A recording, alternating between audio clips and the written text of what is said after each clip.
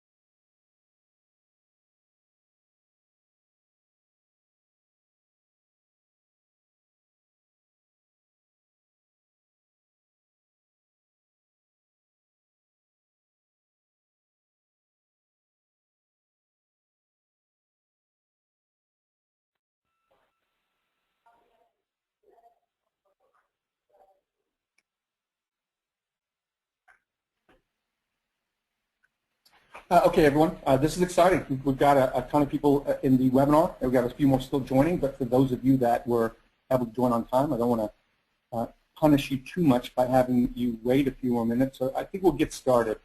I'd like to welcome you to our webinar today, Google's Vision for the Future of Work.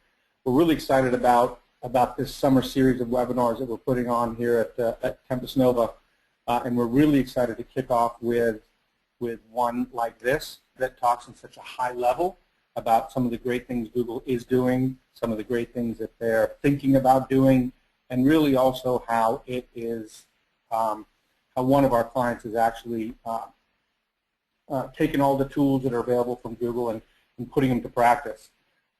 So I'm not going to spend too much time here because I want to get kind of into the heart of this. We've got a couple of folks from Google that are joining us today. We've got Mr. Jeff Austin, who's our channel partner manager, and he's going to talk a little bit about future Google. Before that, we're going to have Mr. Charles Baer. He's a senior systems engineer at Google, and he's going to share with us a lot about current state Google and just give us that behind the curtain kind of look at what goes on over there at Google. We've got a couple of guest speakers from the state of Colorado, Jonathan Troll and Brandon Williams. We're really excited to have them also talk about what they're doing with Google. And then in addition to that, we've got the folks on our team, myself, Paul Ball, and then the senior account managers, many of whom hopefully are the ones that invited you to today's webinar, and who follow up with you afterwards to certainly get some feedback on what you think about the webinar and also talk to you about thoughts of going Google. We've also got our Director of Knowledge Management, Jennifer Calderon, who's always instrumental in helping us put these things together, as well as our Director of Marketing and PR, Heather Call. Just real quick housekeeping item. On your GoToMeeting bar there's an opportunity for you to ask questions. We would love for you to submit questions as we go through this presentation.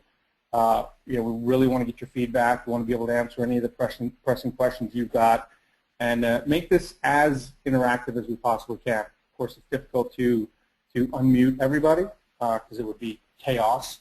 We've all been on those kind of calls, but this way we can at least get some feedback from you guys, and towards the end there we'll have a little Q&A where we can ask questions of all the folks that are presenting today.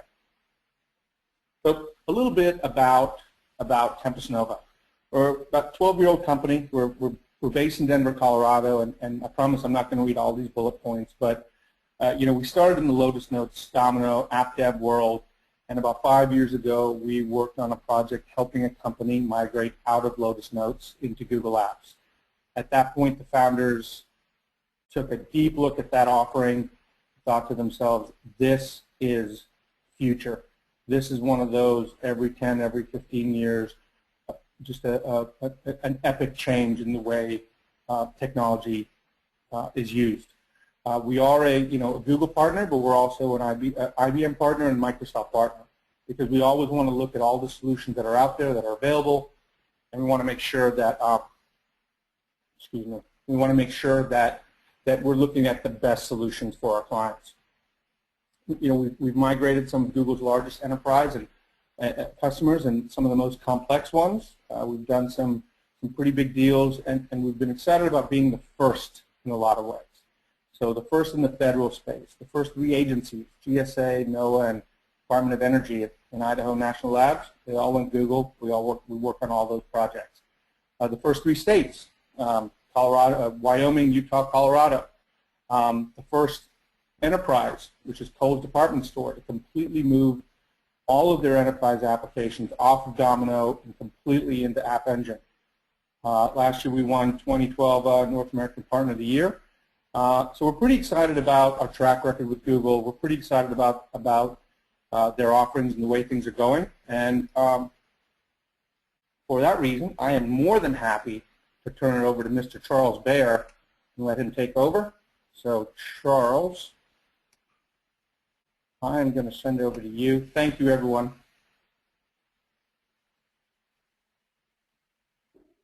Thank you, Paul.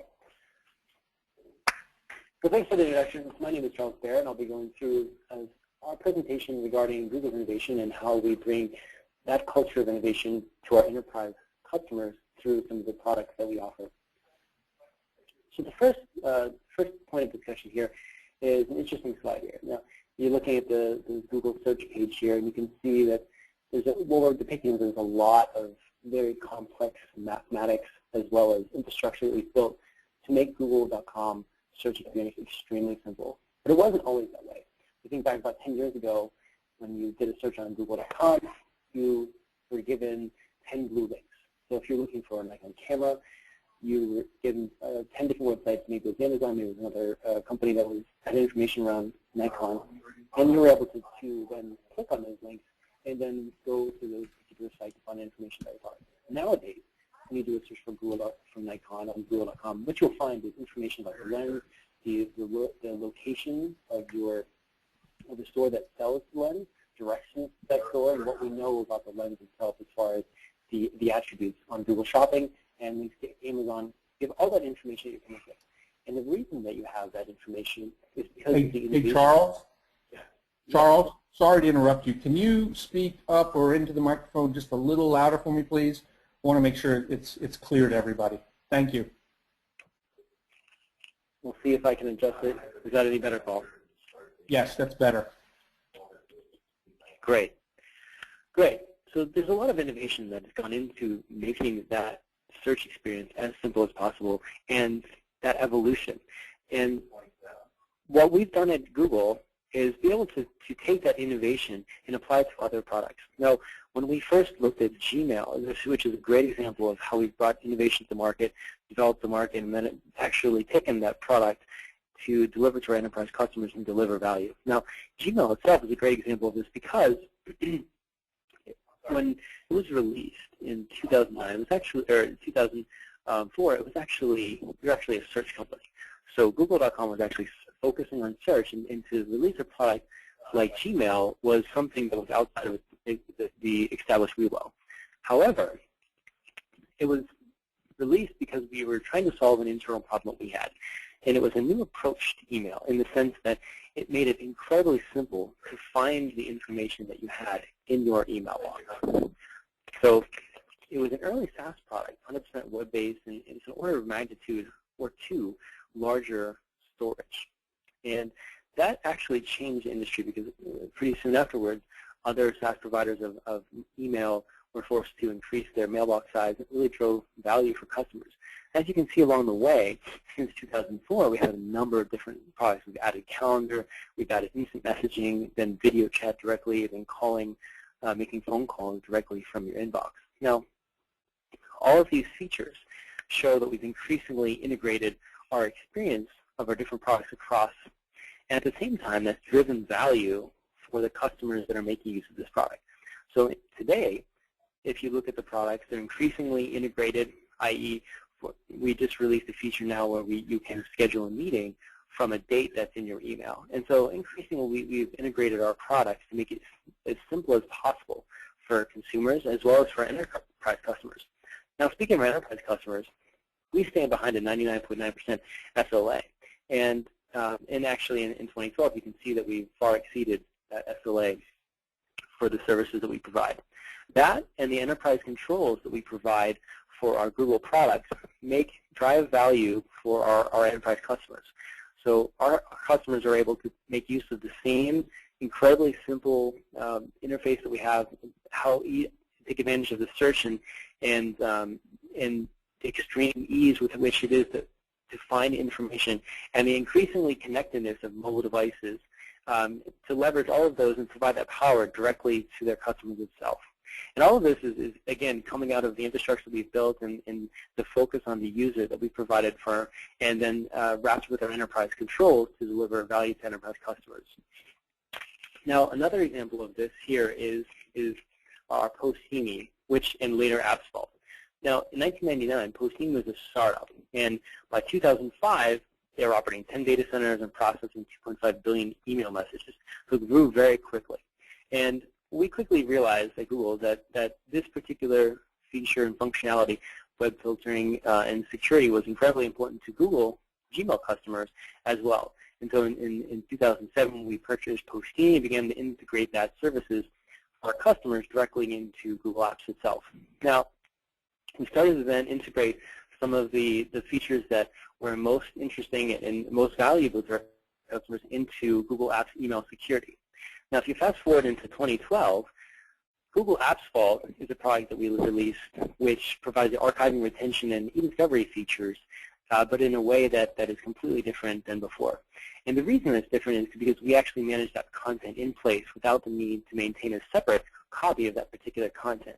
So it currently stores email and on-the-record chats, but it also is slated to include other features in our Google Apps services, such as Google Drive content. Now, the real innovation here is that we've gone from a startup technology and providing a service that was incredibly important to our users to actually then thinking what was really important to users and what was really valuable from both from an e-discovery and retention as well as a consumer perspective, and be able to offer that services to customers in that way. Now, Google Drive is actually another great example of looking at innovation in our enterprise and bringing that to our customers. So, Google Docs was actually originally two separate products. It was Brightly as well as a spreadsheet product. Now, this was initially launched in 2006 as a web-based spreadsheet document editors. So, in 2007, they were quickly integrated with Google Apps, and we added presentations. And then in 2010, we included the ability to load any type of file into Google Docs. Now, what's interesting is if you think back when Gmail was launched in 2004, which I mentioned before, there were actually tools that were written by third parties to back up data directly into Gmail via labels. So Google Drive, the need is certainly there for enterprises and for consumers. Now what we've released in 2012, out of the Google Docs that we have created and innovated, we've released Google Drive, which provides an ability for you to upload your content into Google Drive and then access it from your mobile device, whether that's tablet, Android or iOS, or it's your phone, but Android again or iOS. And we also have synchronization between Windows, Macs, and integration directly into Chromebooks. The other thing that we have is QuickOffice, which provides a very beautiful and rich feature editor for documents. Now, the innovation here is that we've gone from an editor, a early web-based document and spreadsheet editor and presentations editor, to the ability for you to upload your content and access those documents, spreadsheets, and presentations in real time with multiple users at the same time. We also have the ability to synchronize that content so you can access it wherever you go. And in this increasingly connected world, we find a lot of consumers and enterprises find value in being able to access this content from wherever they are or across whatever device. So I think Google Plus is actually another service that is very interesting from the perspective of innovation and driving value for enterprises. So Google Plus is our social media platform. Now we've taken a different approach to social media than, say, at a destination social media site. And what we've done is strove to connect all of our users together by making it incredibly easy to find information and for those others to share information.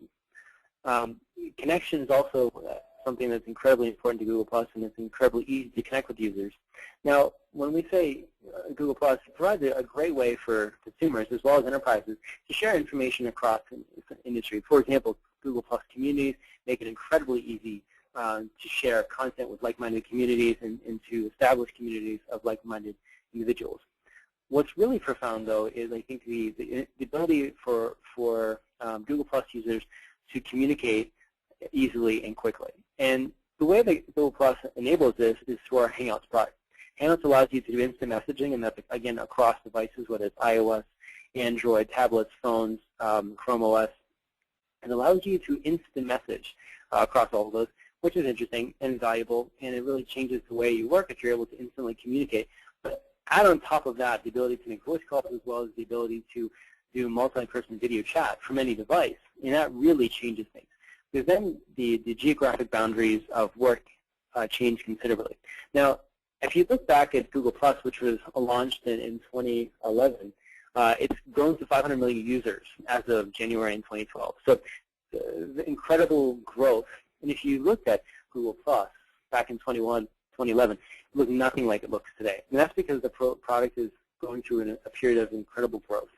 And it's that growth that's driven that value for enterprises and making it so easy to connect and communicate between users, and being able to allow users to define rich profiles and then be able to search for that for other individuals or information regarding people's profiles. I think this is best highlighted if you look at Google+ before Google I/O in 2013, and after we launched a completely revised infrastructure. And so when enterprises make use of Google+, they're reaping the benefits of the innovation that's going into Google+, making it easier for people to find and share and connect with other people within their organization and outside of their organization as well.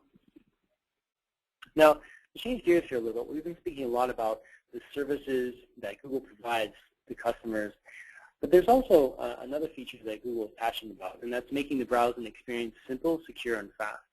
And Chrome is the embodiment of that intention of making the browsing experience as simple, as secure as possible, and as rapid as possible. So Chrome actually originated in 2009 when we announced an open source operating system called the Chrome OS, based on the Linux platform. So the early Chromebooks that Google produced carried the cloud-based model directly to the hardware by providing a device, basically device as a service. Now, the edgy market immediately found value in this because of the early devices, because of their low cost, their security, the ability for multiple users to log in, the cloud-based nature of the storage as well as the maintenance, and the incredible low maintenance that was required from these devices. Now, the early CR48 devices and some of the edgy market devices were initial attempts or initial releases from product, and we've iterated considerably since then. In fact, the exact contrast to that through our innovation, if you look at the Pixel here on the left side of the screen, which is actually a device that's been built from the ground up by Google. We've designed every feature of the device, from the trackpad to the beautiful display, to the ability for it to boot within seconds, the Google Drive storage that's been integrated directly into the device, and all of the drivers and operating system and security that comes along with the Chrome OS. So it's quite a big leap from the early CR48 devices to the beautiful computing devices the Pixel represents as well. In the middle here, you'll also see the Chrome box, which is a desktop device which allows users to work. And this is also something that our enterprises are looking at and using as well. Now, at the top of the screen here, I've been talking about the devices. At the top of the screen, you also see the Chrome browser. And what's interesting about Chrome is that both the Chrome browser as well as the Chrome OS share most of the features, including the look and feel of the user interface itself. Now, one of the other benefits of using Chrome is that we have the Chrome Sync, which allows you to synchronize any of your browsers. So you can have your bookmarks, etc., any of the forms, pre-filled forms you filled out, and your browsing history follow you across devices. And again, both the Chrome as well as the Chrome OS provide that simplicity, the security, as well as the speed. Chrome is one of the top 3 leading browsers out there, and we feel is one of the most secure browsers, which is why we think it's important for users to use the Chrome browsers or other incredibly secure browsers. Now, Chrome is a great example of being able to, noticing what would make the web experience better and then driving both a browser that provides this world-class experience and also advancing the market for browsers and computing for end users along those lines. Now, we've talked about services that we provided. We talked about the web browsing experience. What I'd like to spend a minute now is talking about the infrastructure and the massive scale that Google provides. As you can see here in 2011, we've mentioned that we have served 100 billion queries per month on Google.com. And if you take a look at the picture in the background here, which is actually released from the Wired article, it depicts a data center. If you look at the data center, you've got hundreds of different machines here and the networking infrastructure to serve them as well. And it's just an incredibly massive scale. And this is just a small window into the investment that Google has actually put in its infrastructure. The reason that we can respond to a Google.com search in less than a quarter of a second is because that we've built out networking infrastructure, the hardware itself, the computing modules, and the data centers to handle that type of scale and that type of load. And that's really a game changer from a lot of perspectives, and one of the reasons that we've been able to be so successful at offering our services at such scale across devices, across geographies, and to so many different customers. Now, the reason I mention that is because what we've done in bringing that infrastructure to customers through Google Cloud Platform is provide the ability for customers to run their applications on our cloud platform. And there's a number of components that are part of our cloud platform. And if you look at below, there's a compute engine which provides the ability to run VMs. There's cloud storage, you can just store data. There's BigQuery, which provides an analytics service as well. And we've got Cloud SQL, as well as various APIs. And lastly, App Engine, which provides a platform as a service. Now, the reason I mention this is because and the reason it relates to our innovation is that if you look at our data centers, we've been market leading, and it's one of the areas that we've spent a ton of time, investment, and energy in building. And we're constantly innovating. And, you can go and actually do some research on this, and we've released many different white papers regarding the different protocols and approaches that we've taken to large storage. If you look at a Google File System or even the Hadoop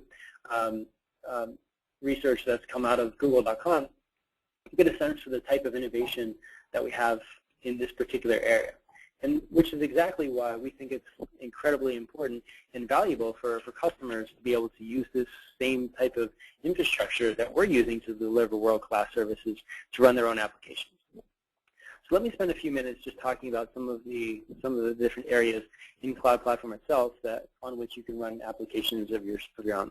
The compute engine is basically provides a virtual machine instance. So you're able to provide the computational power, so it's got the CPU and the RAM. It provides the networking, so you're able to use Google's internal data network for your applications, and then the storage that's required, and of course the administrative functions. Now, what's interesting about this is that these particular applications are great for doing the types of things that obviously that Google does best, which is large-scale jobs at that require a ton of computing processing and that require a very high-speed network as well. And so the Google Compute Engine allows you as a user to spin up hundreds and even thousands of virtual machines excuse me, to work on individual problems that you may be facing with your business. BigQuery is another interesting service. It's an analytics service that allows you to upload your data and then provide SQL-like interface or API access to be able to look at that data. So think a terabyte of data on the order of less than 10 seconds without any infrastructure that you have to provide. So what you're looking at here is a dashboard built by our partners, Baer, which uses BigQuery to provide an analytics dashboard with millions of rows of data. And the value here is that obviously when you're looking at big data, you want to be able to pull out different insights. And BigQuery allows you to do that as a service rather than building out your own infrastructure itself. App Engine is another internal application server that we had used for our own internal use, and then in 2008, we actually launched this to public use. And if you look at the number of features that have been added over time here, you can see that as we've added increasing features, we've got a massive number of people and applications that are using the platform itself. And as we add new features, it becomes better and more relevant for both customers as well as enterprise applications themselves as a platform to be able to provide that scalability and reliability. So App Engine provides that platform so you can focus on developing your application itself rather than actually spending time building out the infrastructure that's required to provide a scalable and massively reliable application. Now, so what I'd like to do now is take a brief minute of what we looked at. So we looked at the history of innovation across some of our services like Gmail. We talked about AppsVault and the Postini to AppsVault release, Google Docs and spreadsheets morphing into Google Drive over time, and then the release of Google+. We talked about Chrome and making that browsing experience as safe, secure, and simple as possible, whether it's using the Chrome browser on a different operating system or whether it's using the Chrome OS itself. And we spent a few minutes talking about the Google Cloud Platform and the infrastructure that we've built and how customers can use that actual infrastructure that we've spent so much time and money developing to run their own applications. And so now what I'll do is I'll pass the controls over to Jeff Austin here. We'll talk about what the future of work may look like as it relates to Google products. Super, thanks, Charles. And folks, as we're passing controls here, I want to make sure that I reiterate the unbelievable power of what we're showing you today. You know, I think Charles, you did a great job presenting, and I just, as you give the presentation, I think about the unbelievable, powerful, transformational thought leadership that you folks on this call and watching this webinar can provide to your organizations using the power of Google's innovation. You know, we constantly innovate for a reason, and you have access to that innovation and to the tools of the future, you know, by partnering with Google and Tempus Nova. Hopefully you can hear me okay and see the presentation. My name is Jeff Austin. I'm the Enterprise Regional Channel Manager for the West Coast, working almost exclusively with Tempus Nova, and get to see firsthand the quality job they do in providing solutions to the organizations with whom they work. I get to do the exciting part today, for me at least, and that's to talk about the future of work because of efficiency, innovation. And as more and more I think about this presentation, I kind of like to think about it as an Oreo cookie or an ice cream sandwich, where Charles is really going to give you the hard, the bones of where it is we've come from and what we're selling now and what we're able to provide to you with this technology. I get to look, you know, take that softer, sweeter part of the middle and tell you where we might be in the future, so that you can base your organization's direction on that. And then we're going to finish with another a very relevant piece from a customer speaker. I do have to say a disclaimer that, you know, with some of these extrapolations that we look into in the future, by no means are we going to dive heavily into some of the innovative technologies that Google has outside of the enterprise division. things like self-driving cars and Google Glass, but I will talk about them and we'll think about them. And this is the point of my session, is to make you think. And so without further ado, let's dive in and talk about convergence. You heard Charles talk about where Google Apps first started, where Google Documents first started and what they are now, where the Chrome box or the Chromebook first started and what it is now. Well, this is an article from 1993 of the LA Times, and I'm going to read it very quickly. And it's talking about how consumers are going to receive media in the future. And this is, keep in mind, this is from 1993. You'll essentially be able to get any kind of information from anywhere in the world, anytime you want it. You'll be able to play the latest video games without having to go to the store to buy the cassette. Pause to notice that they're talking about cassettes. This is from 1993. You'll be able to receive them electronically. It means a broader, more diverse world. For consumers at home, that means the functions of the television, phone, and computer in a single device. Cable TV will be available from phone companies along with video telephone calls. Phone service will be offered by the cable company. Computer companies will make the equipment and software to navigate through thousands of programming choices. The industry calls it convergence. That's what's important here. It's taking the technologies we have today, leveraging them, bundling them together, and thinking about how powerful you can be in the future because of those technologies. So we heard Charles talk about where we are now and what we did in the past, and that's how we look to the future. In order to look back 14 or 20 years, you have to look, or excuse me, in order to look forward 7 to 10 years, you have to look back 14 to 20. So think about where you were in 1993 or 1999, and think about, you know, the building brick phone that Michael Douglas was holding there, and how you used to communicate in any sort of mobile fashion, or what your desktop terminal looked like. Did it have the flexibility to allow you to be innovative and to, quote unquote, change the game or manipulate a process so that it is more efficient in the future? Most likely the answer is no. Even in 1993, people were talking about the consumerization of IT systems and tools. Well, that has come to a reality today, and that's what I get to talk about. And I'm pretty excited to look at the tools of the future, like wearable computing, like self-driving cars, team collaboration environments that are incredibly intuitive, right? Charles mentioned that a little bit. I'll go into that, and that's something that we have today. Predictive technology based on real-time analysis of massive data sets. You know, Charles talked a little bit about cloud computing and how immediately people will have access to relevant data to visualize heat maps of where they can direct their organization. And we'll talk a little bit about a potential trend in mobile and virtual connectivity. So first off, I want to start with something pretty exciting, the Google Glass, wearable computing. I put my first pair on last night, believe it or not, as I was watching a television program, and it's unbelievably disruptive and intuitive and easy. And this is the, you know, what you see our founder wearing there on the left-hand side of the screen is the first version. If you apply that to the Chromebook development and the rapid innovation that we've seen with a Chromebook, imagine what Google Glass will do to your organization and how it will allow you to have instant access to massive sets of data while also providing efficiency with other technologies with your hands. The middle picture is taken from Glass, right? Obviously, you're hands-free and you still have access to a camera, to a video, or to other applications or massive amounts of data hands-free. On the right side of the screen, you see a screenshot from Minority Report. And throughout my presentation, or my piece of the presentation, you'll frequently hear me go back and mention Minority Report, maybe the Jetsons, maybe Back to the Future, maybe Blade Runner, some of the futuristic movies from the past that got some of our future technologies very correct. Google Glass looks a lot like Tom Cruise in that Minority Report picture.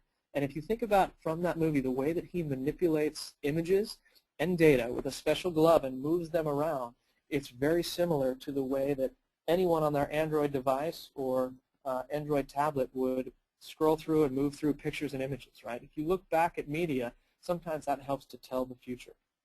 So long story short, wearable computing, think about what it enables you to do in the future. Self-driving cars, pretty self-explanatory in terms of giving you time back to your day. If you have a half-hour commute like I do, inevitably if I have the ability to relax or if I have the ability to work on that commute and be behind the wheel with the assurance that I will end up safely where I intend to go and at the same time can work, well, that gives me a lot of time back in my day. It also promotes a lot of efficiency in terms of the distance between cars on the road and traffic. It solves traffic problems. And in the long run, Google is trying to diminish the greenhouse gases that are emitted by many traffic jams. So, what you're seeing here is what I'm describing is a push towards innovation.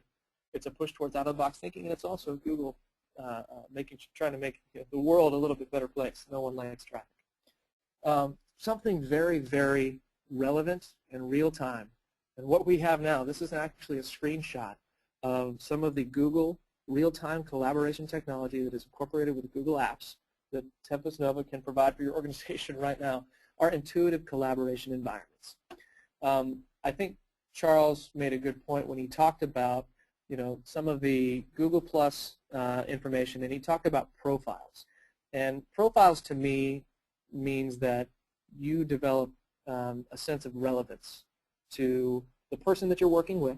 And if you look on the left-hand side of the screen, the screenshot of the document, you'll see that you're able to chat and see who is in the document with you and who is editing that document and why.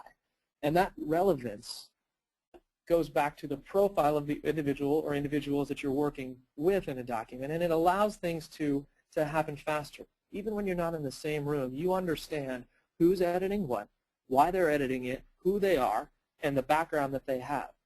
And that collaborative environment allows things to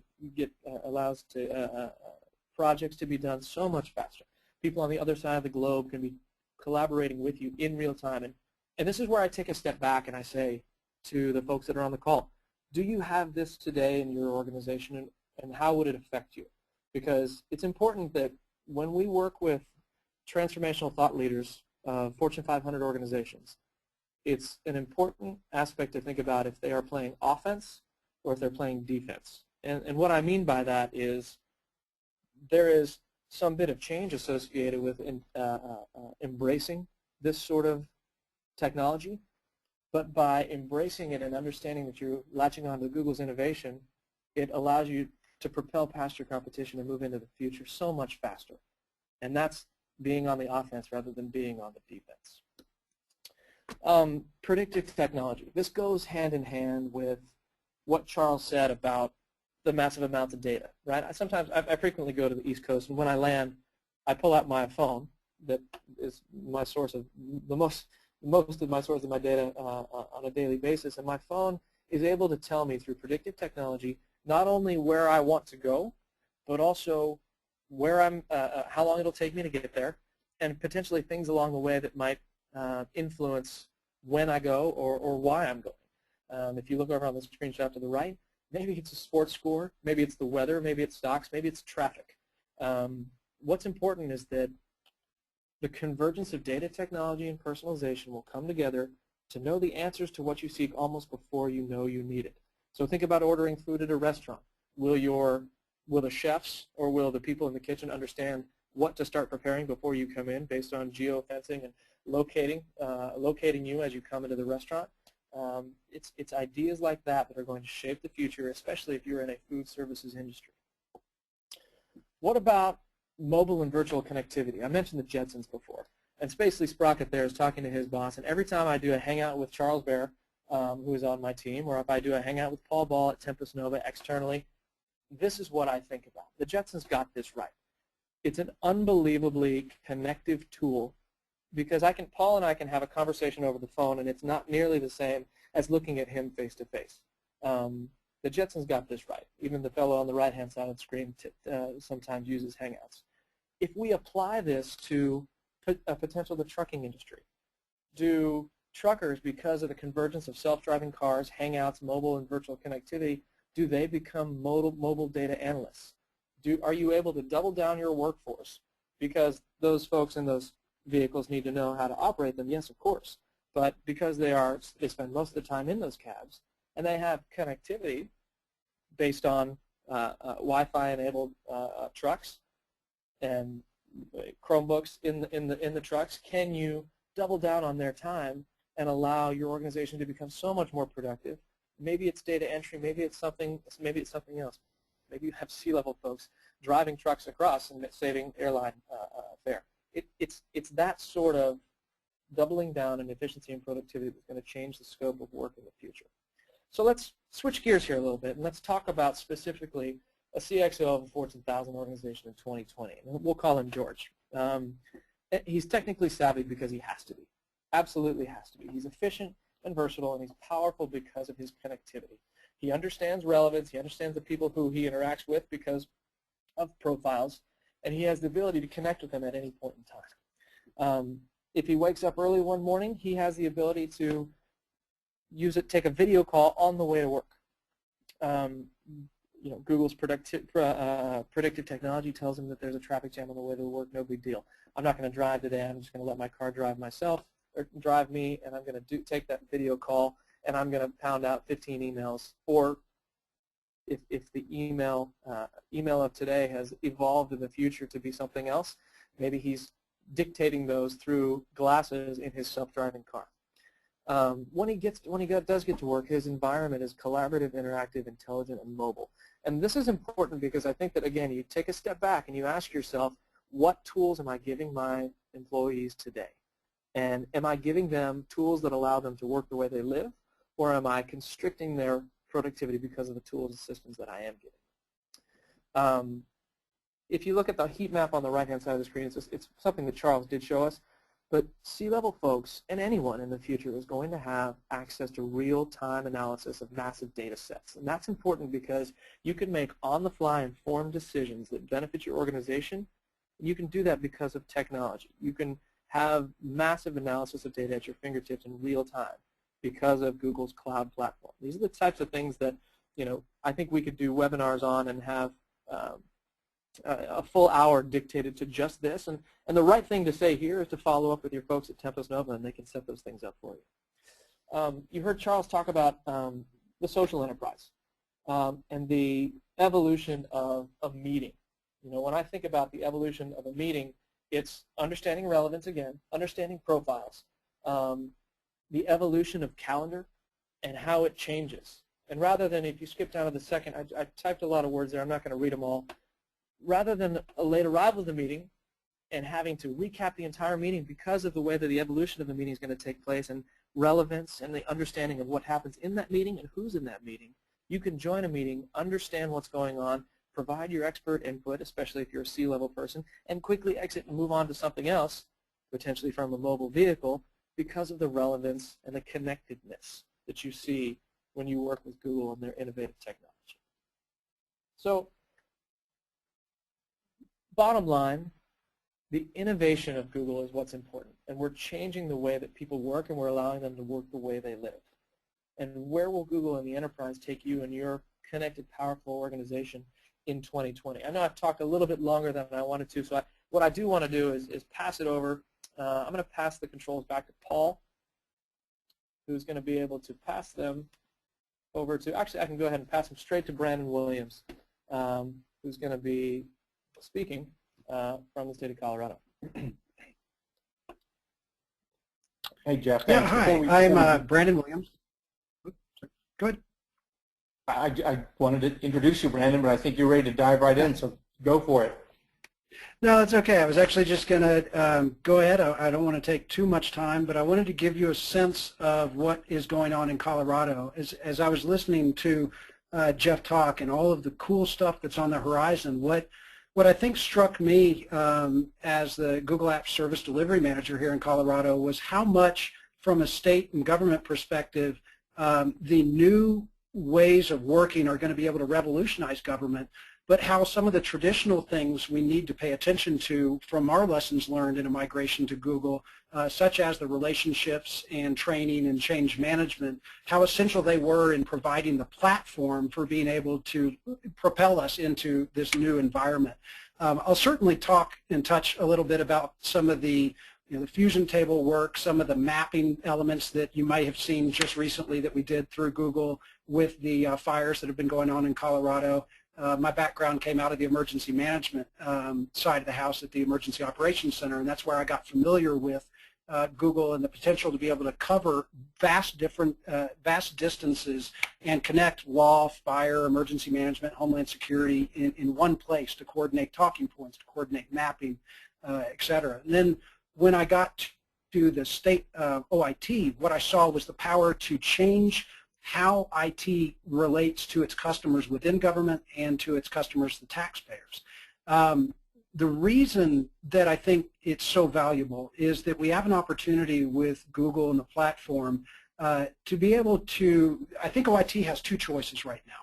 In any organization, you're either continuing upon a path where you are a service provider, almost a public utility, where you provide power and lights, you provide a box, you provide access to the internet, but increasingly we see this distance between the business applications and some of the things that can be put into the field and where OIT sees its zone of responsibility.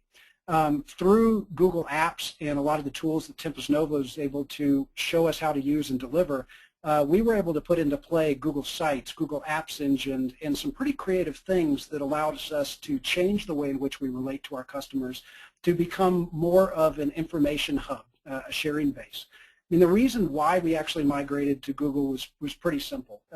We had 17 disparate agencies. All of them were siloed, independent. They were effectively different companies that we were loosely affiliated together. We had multiple different on-prem platforms spread out over 50 servers. We had a tremendous amount of data, obviously, we had to migrate over. But when we looked at the ability to consolidate, to start to bring together our Active Directory and our Novell systems, and looking at the offset of costs that we could achieve in being able to pursue putting in place Google Docs, Google Drive, maybe reduce some of our reliance on SharePoint or some of the traditional legacy Microsoft systems, I think that we were able to realize that the associated cost avoidance was probably downstream the biggest advantage.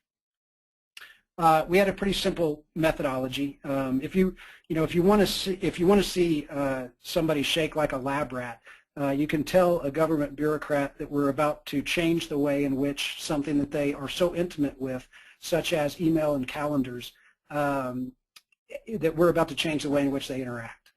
So from that perspective, we had to be very careful in working with Tempus Nova to be able to make sure that we had a core IT group that was identified early on that could be kind of our spotters, looking over the horizon to see potential issues. We then had a group of, and that was about 100 core IT that were embedded staff across the agencies and departments. And then we had a group of early adopters. That was about 1,000 users that were spread out from all different technical capabilities across the departments to include program staff as well as IT.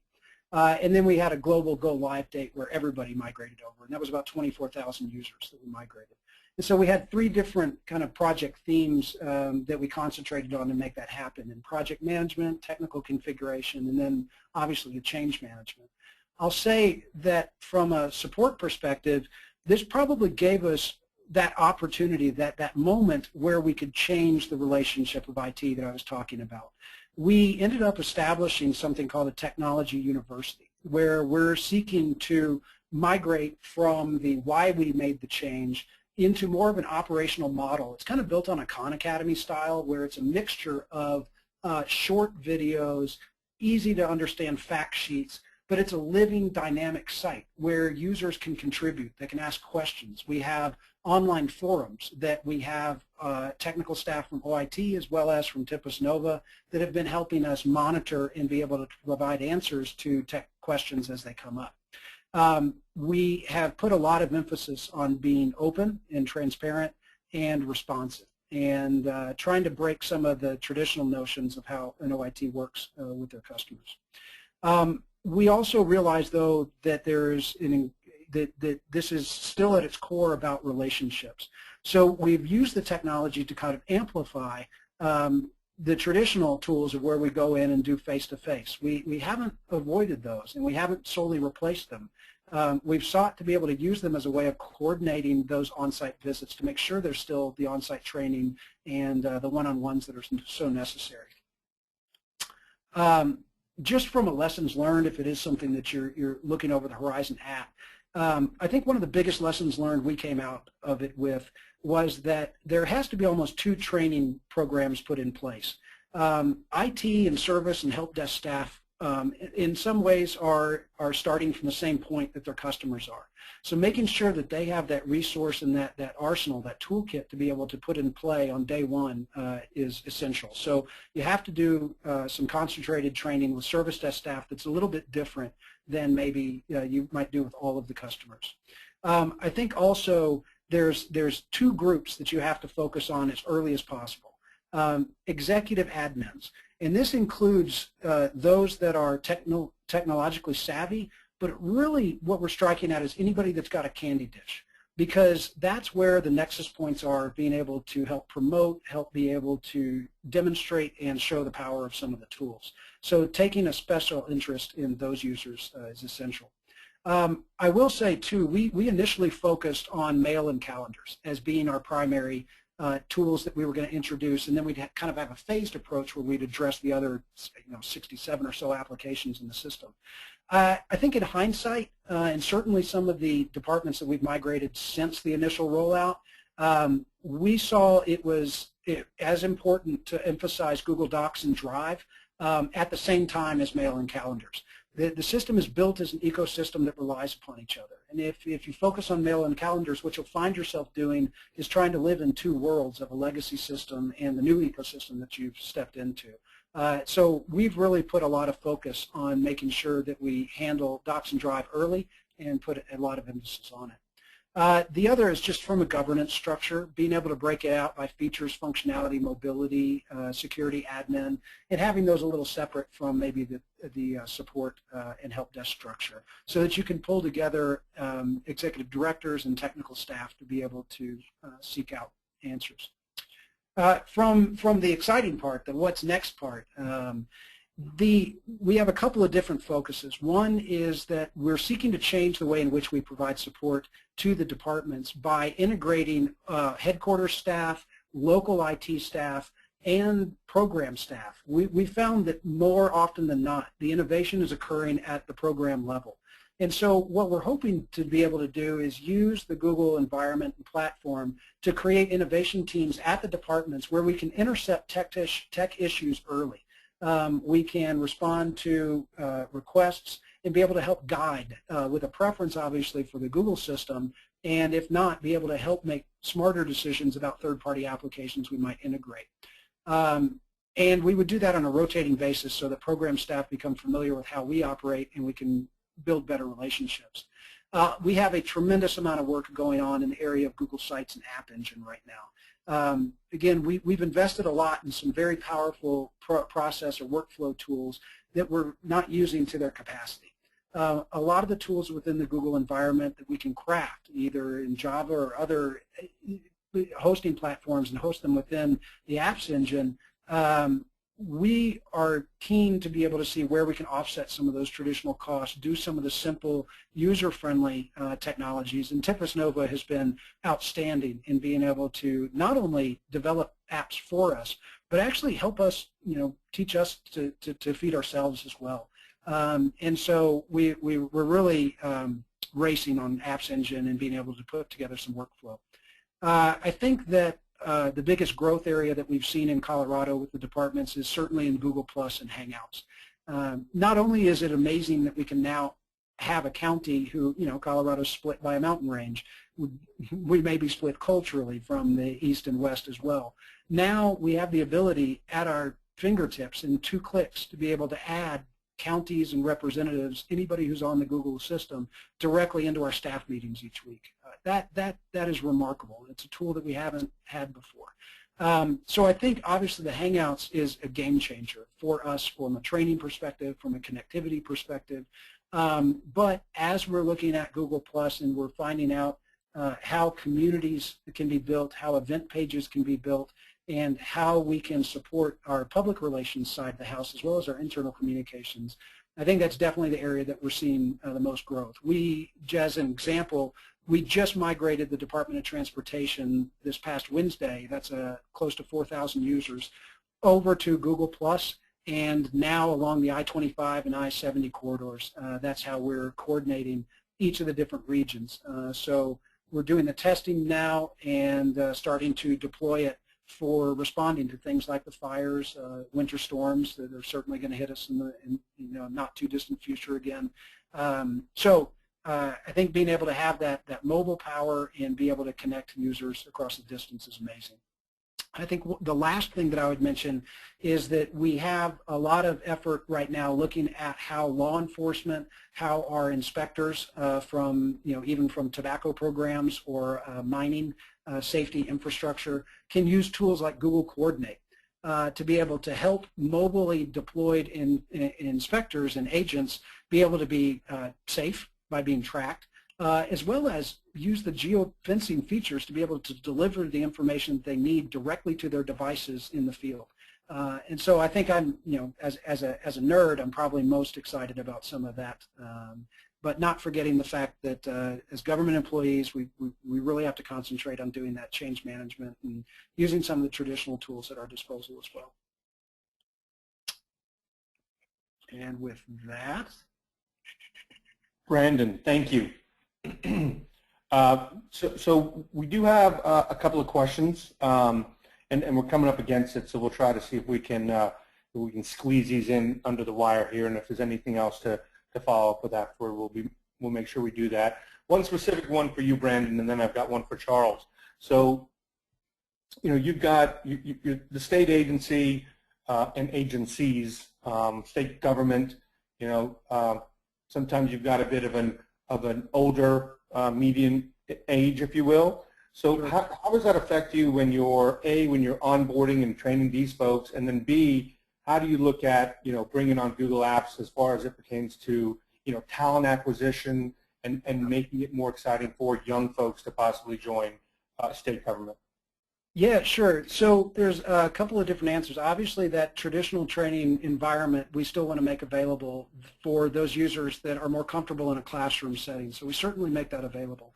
But we worked really hard, and as you know, with Tempus Nova, to be able to identify champions within the departments from a wide range of technical backgrounds. We spent a lot of time training the champions so that they could relate. We thought it was really important during the migration to have a familiar face that could talk about the technology that was local and could be responsive instead of just giving a hotline number or a website.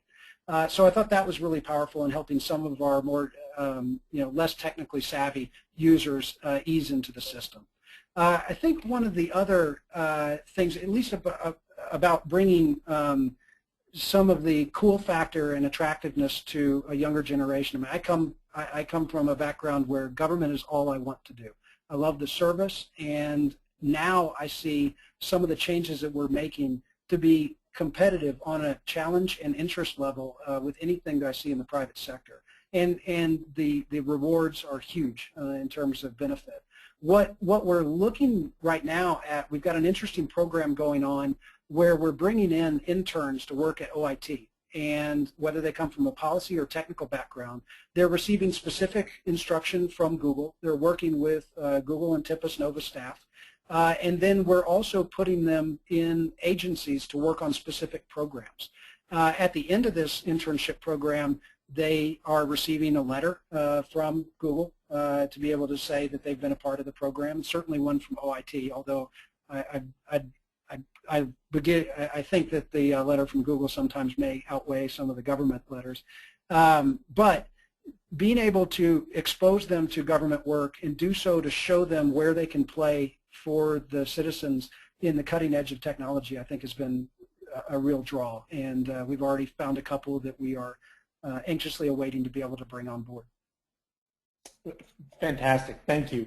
So I'm going to ask Charles Baer one more question. I'm going to go ahead and do a kind of a quick sign off now. For those of you that are up against it at the top of the hour and need to jump off, I want to thank all of you for attending the webinar.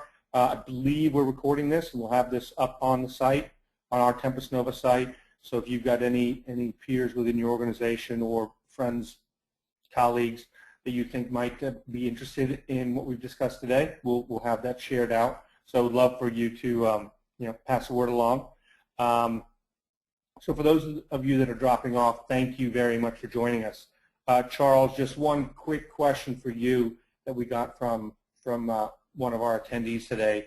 talks about collaboration and the importance of a synchronization of their data, specifically offline use. They want to make sure that their associates that have limited or no internet connectivity, whether it's at a work site or through travel or whatever, are able to still get to their data. So can you talk a little bit about current capability and then roadmap for offline with Gmail and Docs and Drive? And I will make sure you are unmuted. Unmute. So you could take that from me, Charles. Thank you. Great. Thanks, Bob. Yeah, so we do provide offline capabilities right now. And the way that we provide those offline capabilities is through the Chrome extension. So you're able to create documents, and you're able to view spreadsheets, and you're able to view and edit presentations. Now, that also, what we're looking to do as far as roadmap is obviously complete those capabilities offline so that you're able to both create and edit documents, you're able to then create and edit spreadsheets, and you're able to create and edit presentations, as well as some of the advanced features like commenting, etc. So we have some of those features now from an offline perspective through Chrome extension, and we will be delivering some of the other features as they become available. Now, the other component to that is actually access via mobile devices, and so providing that capability offline as well. And so with the mobile drive application specifically I'm talking about now, you are able to access you're able to make some of your content available offline. So you can create documents, you can view documents, you can view presentations offline on mobile devices right now. And increasingly, as far as our roadmap, we'll be offering those full suite of features where you can create, update, as well as view any of those documents across the mobile devices. And this is an area of focus for us from a product perspective. So you can do this today, and you can look for those features to only increase over the immediate future. I should also mention that for those we also have a quick Office application that you can install on your iOS or any iOS device, and as well as Android. And this allows you to work in an offline manner as well, should you so choose to do that as well. And you can save your content into Google Drive if you want to take that approach as well. Perfect. Thank you, Charles. And again, Brandon, thank you so much for taking time to kind of share the real-life experience in implementing Google Apps. I apologize to everyone for going a couple minutes over, but hopefully you got a lot out of the content today, and I'm sure that someone from Tempest will be contacting you to follow up. Thank you again for your time, and have a wonderful day, everyone. Bye.